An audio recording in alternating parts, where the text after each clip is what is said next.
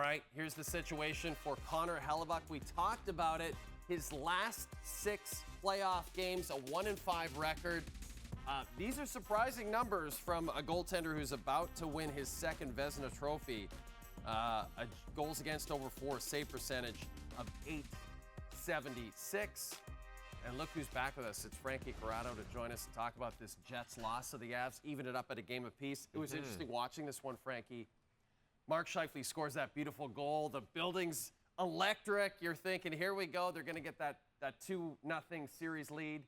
And then the Avs get 3 goals in 5 minutes and just deflate the whole building. It just goes to show you when you play Colorado how quickly they can turn the tables on you. And yes, you talk about there was a big 4-minute penalty kill. The building is going nuts. Mark Scheifele scores right after that. But then the Colorado Avalanche, with what they did a lot in this game, playing in the offensive zone, get all 5 players involved in the play. They get a goal, gives them a little more life.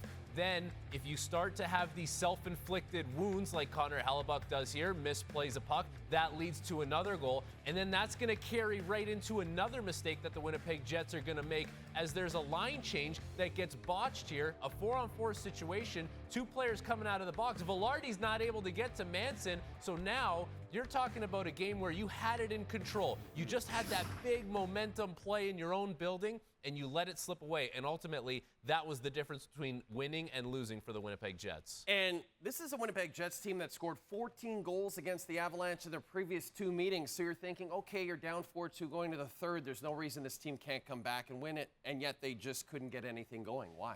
Well, Colorado, and this is obviously what they want to do. They want to play in the offensive zone because they're not playing in the defensive zone, and they're not playing in front of Georgiev, who had a really good game tonight. Like, that was a really good bounce-back performance for Georgiev. But this is something that the Jets are going to have to deal with throughout the course of this series. And now going to Colorado, where Colorado is really good all season long, they will be playing in the offensive zone. And the more they get their mobile defensemen involved in the play and all 5 players making plays, that is what the Jets are going to have to deal with. And they're going to have to do a good job of making sure that it's in front of Connor Hellebuyck, he's able to see things. Because like you said, like, it hasn't been the Hellebuyck that we saw in the regular season. It hasn't been Vezina-level Hellebuyck. So, you know, it takes a little bit more. But Colorado doubled up Winnipeg when it comes to offensive zone time in this game. And I would expect that to continue if Winnipeg is going to let them do that.